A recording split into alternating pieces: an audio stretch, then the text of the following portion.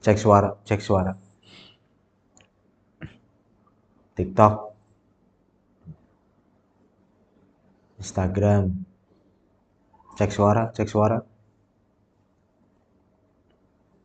Yang sudah menonton live saya jangan lupa berkomentar apakah suaranya sudah jelas atau belum. Cek suara, cek suara. Assalamualaikum, waalaikumsalam. Bu Brina Vidya, Instagram ya. Cek suara, cek suara.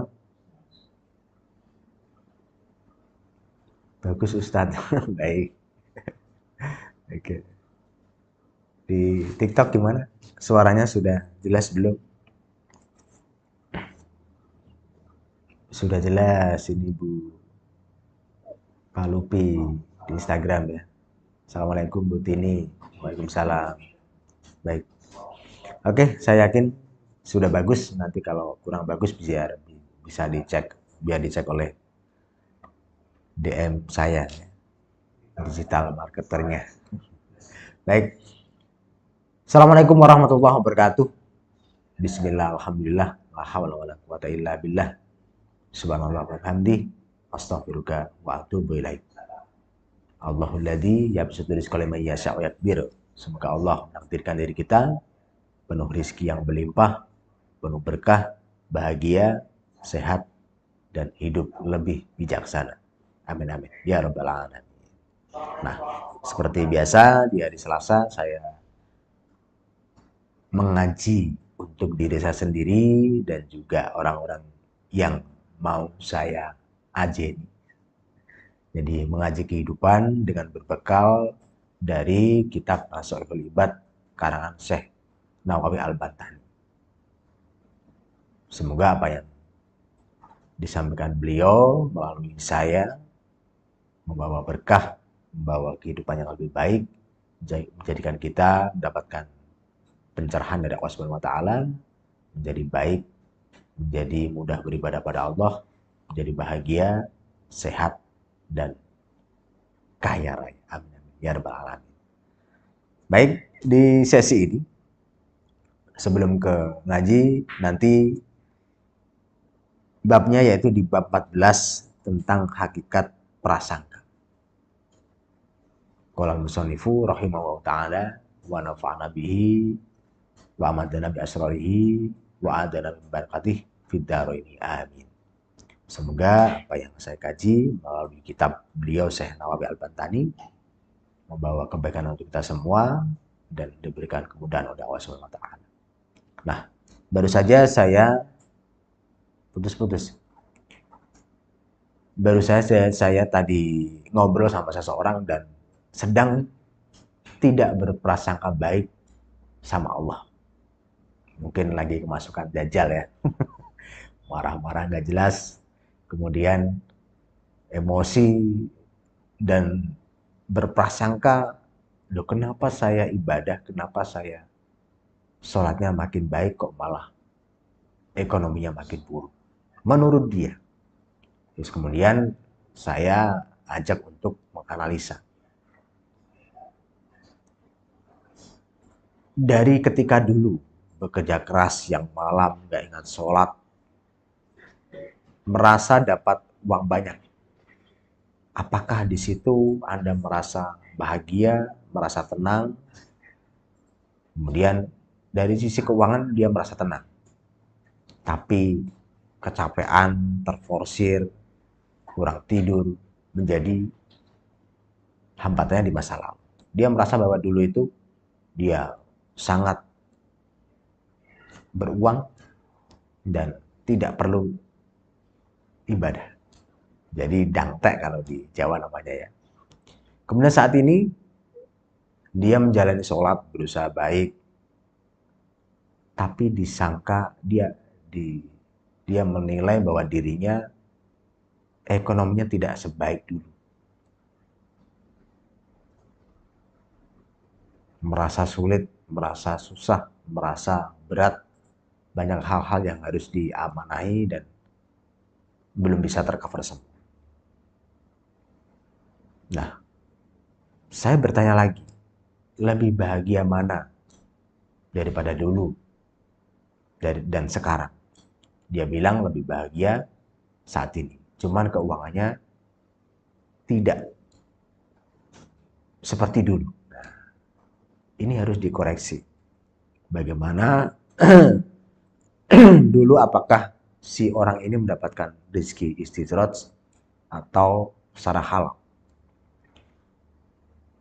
Saya berfirasat bahwa tadi melalui pembicaraan dia tidak menjawab itu, namun menurut firasat saya mendapatkan rezeki yang kurang baik, sehingga menimbulkan istidraj, disuplai oleh Allah walaupun si orang ini dalam keadaan tidak baik atau dalam keadaan buruk, dalam berperilaku buruk tapi masih dikasih rezeki. Ini sangat berbahaya karena rezeki istidraj akan, ketika diabadikan terus, dia akan melukai di masa selanjutnya, bahwa kehidupan seseorang akan berjalan menuju aktualisasi diri. Jadi saya ini menghimbau, sampai si orang ini berusaha, wah saya mau kembali lagi di masa lalu, nggak peduli sembahyang, nggak peduli sholat, nggak peduli ibadah, tapi uangnya banyak. Ya silahkan, saya bilang. Nanti pada akhirnya kamu akan kembali pada Tuhan. Apakah tersadar melalui bimbingan atau tersadar secara alami? Ini pasti. Kalau dalam ilmu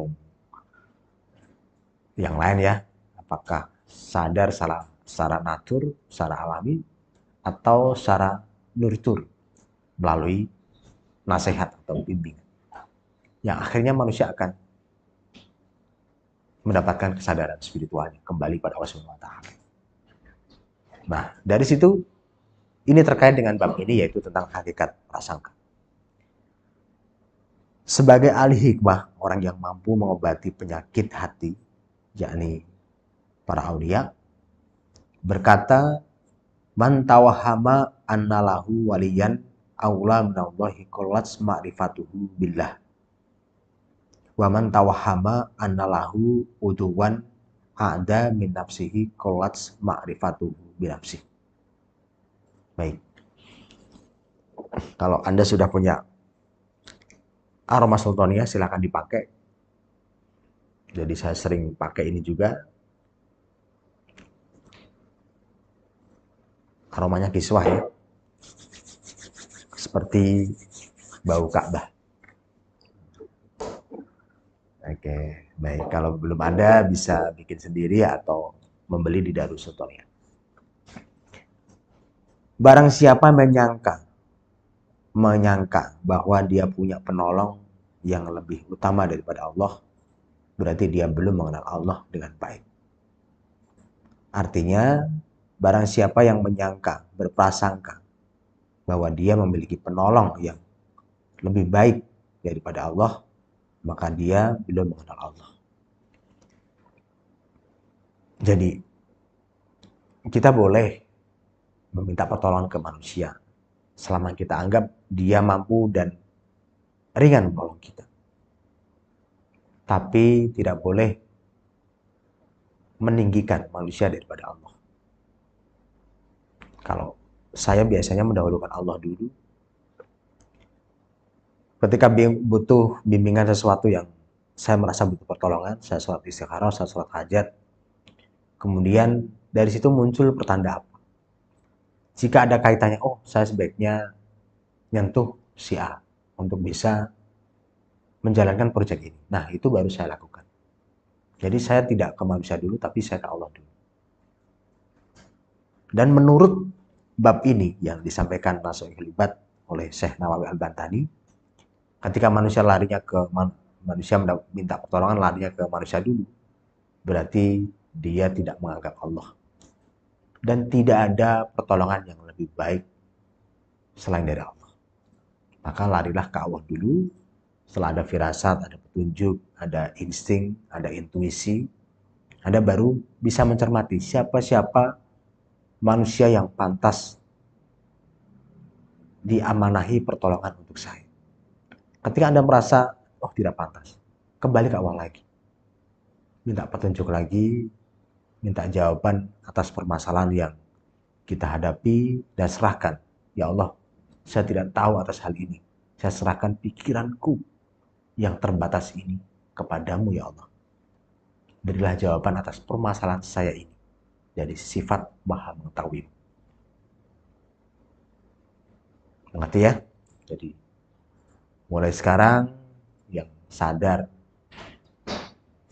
silakan mulai ke Allah dulu dan baru ikuti intuisi firasat baik dari apa yang dihadirkan oleh Allah, dari pencerahan yang dihadirkan oleh Allah, dari hidayah yang dihadirkan oleh Allah Subhanahu wa taala. Insya Allah hasilnya baik, menenangkan, membahagiakan, dan menyehatkan dan mengayakan. Dan barang siapa yang menyangka bahwa dirinya mempunyai musuh yang lebih kuat daripada dorongan nafsunya, berarti dia belum mengenal dirinya dengan baik. Artinya, barang siapa yang menyangka bahwa dia memiliki musuh yang lebih kuat dari nafsu, maka dia belumlah mengenal dirinya. Nah, nafsu kita endapkan dulu. Nafsu amarah, lawamah, yang bisa bikin muncul emosional, gengsi, kemudian berspekulasi agar terlihat, wah, kita endapkan dulu. Ketika seseorang masih menguatkan nafsunya, berarti dia tidak mengenal dirinya. Sebenarnya diri ini tuh butuh apa? Butuh ketenangan, butuh khusyuk, butuh kedamaian. Kalau diri Anda tidak dikasih makan ketenangan, khusyuk, kedamaian, diri Anda akan kurus. Seperti tubuh yang ketika tidak dikasih makan kebutuhannya. Tubuh Anda nggak kasih makan, nggak kasih minum, bisa kurus. Begitu juga jiwa, diri Anda. Ketika Anda tidak kasih kekhusyuan, kedamaian, ketenangan, maka jiwa Anda akan kurus atau kering kerontak. Anda akan kebingungan, gundah gulana, gelisah, karena jiwa Anda tidak Anda kasih makan. Makanya apa? Makanya adalah kekhusyuan, kedamaian, ketenangan. Hati-hati ya, jangan sampai Anda kalah sama nafsu Anda. Bahkan kalau Anda sudah mencapai spiritual tertinggi, mencapai ma'rifatullah, kita endapkan birahi kita, nafsu kita selaraskan semua yang menjadi beban terhadap keselarasan alam semesta. Bahkan spiritual kita selaraskan, kita endapkan. Kita fokus pada inti bahwa Allah Subhanahu wa taala adalah segalanya. Begitu. Nah, di dalam proses kehidupan setiap orang mengalami proses aktualisasi diri masing-masing. Silakan ikuti jalan Allah Subhanahu wa taala menuju kebaikan dunia dan akhirat. Dan di Thariqat Sultaniyah saya mengajarkan bagaimana kita bisa baik di dunia dan juga baik di akhirat. Faman aradad dunya fa'alaihi bil ilmi. Faman aradal akhirata fa'alaihi bil ilmi. Faman aradahuma fa'alaihi bil ilmi. Kalau Anda ingin baik di dunia, maka lakukanlah dengan ilmu dunia. Kalau Anda ingin baik di akhirat, maka belajarlah ilmu akhirat. Kalau Anda ingin baik di dunia dan akhirat, maka belajarlah keduanya. Dan di Thariqat Sultaniyah saya mengajarkan keduanya, yaitu ilmu dunia dan juga ilmu akhirat. Kalau sudah bergabung, bisa diamalkan terus-menerus. Insya Allah membawa keberkahan, kejayaan, kekayaan, kesuksesan, kebahagiaan, dan ketentraman di dunia dan insya Allah nanti di akhirat. Saya belum tahu akhirat, kalau kita mengikuti jalannya, insya Allah sampai dengan di sana dengan baik dan bahagia. Baik, di bab 14 sudah cukup. Mungkin ada pertanyaan, saya akan baca di komentar-komentar. Apa yang saya kaji, wallahu a'lam bishawab, Allah yang Maha tahu. Dan semoga apa yang kita kaji membawa kebaikan untuk diri kita dan untuk orang-orang yang kita cintai, untuk mudah beribadah pada Allah Subhanahu wa taala. Kembali ke sini ya, ke ini yang Instagramnya kok blank. Baik. Kembali ke ini ya channel ya. Instagramnya sedang trouble. Ini ke TikTok. Mungkin ada yang bertanya. Bisa lihat dari atas ya.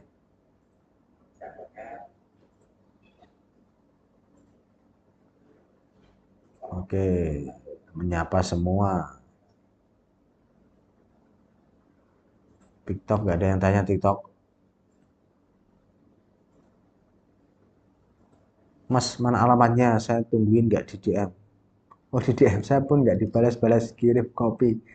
Oh iya. Oke, DM TikTok ya. Wah, DM aja di nomor ya. Pak siapa dulu? Dari Siti Kawa Coffee. Baik, baik. Semoga lancar selalu dan laris kopinya. Jazakallah bil khair, guru sehat dan bahagia selalu. Amin. Amin ya Allah. Dan Bu Neneng. Baik. Amin. Begitu juga untuk Ibu ya. Baru saja mendapat rencana. Oh, oke. Baik, terima kasih. Assalamualaikum Kang Bu Ikro ya. Iko Riana. Waalaikumsalam Bu Iko Riana. Baik, tidak ada pertanyaan di situ, hanya satu yang minta alamat belum saya kasih. Oke, yang di Instagram saya akan baca.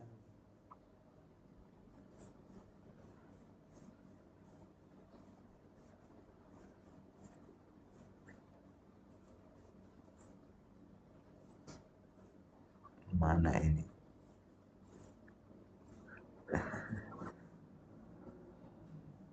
Belum ada pertanyaan. Salam ya sudah ya. Suara jelas. Oke, baik. Assalamualaikum Pak Ustadz, Bu Ulfa. Baik, Waalaikumsalam. Tapi putus-putus Pak Ustadz. Baik, semoga lancar. Oke, amin amin ya rabbal alamin. Allahumma amin. Bu Wirina Widya. Baik. Nggak ada suaranya. Insya Allah ya. Yang lain. Semoga dicek dulu ya. Anton kacamata. Baik. Waalaikumsalam Pak Anton kacamata. Nggak ada pertanyaan ini. Pak Nur, matur nuwun Master. Oke, baik. Ya, terima kasih. Baik. Amin ya Allah, mudah-mudahan aku kuat menjalani ujian ini. Ya, ujian insya Allah sebentar. Nanti akan lulus. Yang penting sabar. Sabar dan ikhlas. Dan itu tidak mudah. Assalamualaikum Pak Ustadz, minta doanya putriku baru meninggal dunia karena ketabrak saat baru berangkat sekolah. Waalaikumsalam Bu Triani, semoga husnul khatimah masuk surga ya. Didoakan kebaikan, maafkan anak, insya Allah husnul khatimah. Assalamualaikum Pak Ustadz, Pak Danara ya. Waalaikumsalam. Apakah kita bersalah sama seseorang wajibkah untuk minta maaf? Boleh. Wajib. Boleh. Bolehkah saya kira gitu? Wajib. Kalau tidak bisa meminta maaf, bersedekahlah untuknya. Ya Allah, saya bersedekah untuk kesalahanku terhadap orang ini. Itu saya sudah kasih di panduan di target saya di target Sultaniyah. Kalau memang tidak bisa ketemu orang yang kita jumpai, yang pernah kita rugikan, pernah kita salahi, bersedekahlah untuknya. Pak Ustadz, saya dari Kulon Progo, mudah-mudahan dimudahkan rezekinya. Baik, Pak Kadung Jeru. Kulon Progo. Semoga semua jamaah Tarkat Sultaniyah dan semua follower saya dimudahkan Allah Subhanahu wa taala, terutama jamaah Tarkat Sultaniyah dan terutama yang masih mengamalkan dan terutama lagi yang ikut program Kasyaf. Suami sudah 4 tahun tidak bekerja karena kecelakaan. Saya sekarang ibu. Oh, ini ternyata ibu ya. Yang bekerja karena kecelakaan. Saya sekarang ibu. Baik, berusaha sebisa. Dan jangan kemudian mengidentifikasi diri, saya begini, saya nggak kerja, biarkan mati.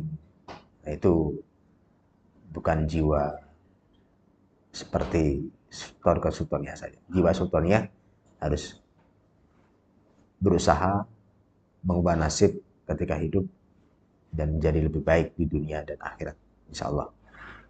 Akhirat saya nggak tahu ya, tapi kita berusaha berjalan dengan aturan-aturan akhirat. Assalamualaikum Pak Ustadz, kalau kita emosi dan merasa bersalah sama seorang, apakah wajib untuk maaf? Sudah ya tadi ya, minta maaf. Oke, makasih Pak Ustadz, Pak Danara. Assalamualaikum, Bu Hana Jizi. Assalamualaikum Tat, mohon doanya semoga suamiku benar-benar berubah menjadi lebih baik terhadap keluarga dan bisa lepas dari selingkuhannya. Baik, Bu Hana Jizi.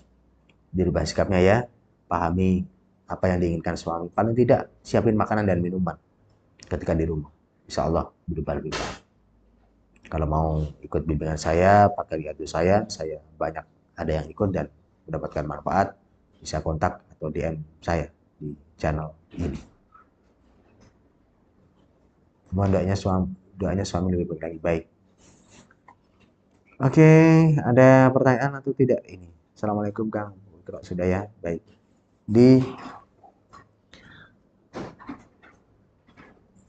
YouTube ada ini. Sore Samarinda Kaltim hadir gabung baik Bu Ulfa Surabaya. Assalamualaikum Kang Rahim, makanan yang haram atau subhat punya peran banyak enggak dalam hal pengendalian diri nafsu? Halal, ya. Haram subhat tinggalkan. Kalau sudah terlanjur, perbanyak makanan yang halal. Ya, Anda bisa bayangkan kalau ada satu gelas yang hitam terisi misalkan tinta ya, Anda masukin terus air putih bersih, maka tintanya akan hilang dan terganti jernih. Jadi yang sudah terlanjur ya sudah, tidak usah menyesali, isi terus dengan yang baik, nanti yang jelek itu akan hilang. Timbangannya akan lebih berat yang baik, jadi akan terbaca baik. Cirebon hadir, baik Pak Zaka Mahmud. Baik, sama ya, samanya di atas. Amin amin ya rabbal alamin, Bu Ulfa. Alhamdulillah bisa hadir, Bu Titin. Assalamualaikum, pengen hutang lunas sehat rezeki yang berkah baik segera dilunasi. Bu Tati Setiawati. Bu Isnu, alhamdulillah bisa hadir, baik. Pak Ustadz, kalau orang tua sudah meninggal itu kalau minta maaf apa kirim doa terus setiap 5 waktu Pak Ustadz? Cukup sekali nggak apa-apa. Kunjungi kuburnya atau jika memang tidak ke sana, bacakan surat Yasin, khususkan kepada orang tua, kemudian bayangkan beliau hadir dan minta maaf dan doakan kebaikan. Itu saja. Jika memang salahnya tidak cukup dimaafkan, bersedekahlah untuk orang tua Anda. Anda bisa bikin selamatan secukupnya. Ya pas ada lapang rezeki, nggak usah dipaksa. Saya harus bersedekah sekian, saya harus bikin catering sekian, nggak usah. Secukupnya. Secukupnya ketika punya kelapangan rezeki.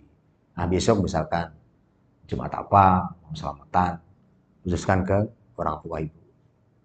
Pas Jumat depannya masih ada rezeki, bisa lakukan lagi. Atau pada saat haul, silakan. Insya Allah akan termaafkan. Anda nggak usah kemudian setiap 5 waktu. Sekali aja cukup. Nanti batin Anda akan tahu. Oh, saya sekali kok merasa budi saya kurang banyak ya. Dulu orang tua saya memberikan saya banyak hal kebaikan. Tambahin lagi. Atau bahkan kalau orang-orang yang dalam ranah kiai yang saya melihatnya ya, orang-orang yang menjadi tokoh agama di masyarakat yang memang punya kekuatan ekonomi yang baik, dia menghadirkan haul setiap tahun untuk sedekah kepada leluhurnya, orang-orang yang sudah mendahului dirinya dari keturunannya. Silakan bersedekah. Amin. Ustaz, orang yang pernah zina itu diampuni ya sama Allah, bertobat diampuni. Baik, mungkin itu ya yang saya sampaikan. Saya jadi teringat ada kemarin teman saya cerita zina diniati karena Allah, akhirnya nggak jadi zina. Dan menurut orang-orang yang datang ke saya, orang-orang yang berniat buruk, walaupun niatnya buruk ya, karena Allah, itu mudah bertobat. Silakan kalau Anda terpaksa melakukan keburukan, niatlah pada Allah, mudah bertobat. Baik, terima kasih. Saya doakan semuanya baik, sehat, sukses, dan bahagia, jaya, kaya, dan hidup sejahtera. Jangan lupa diikuti karena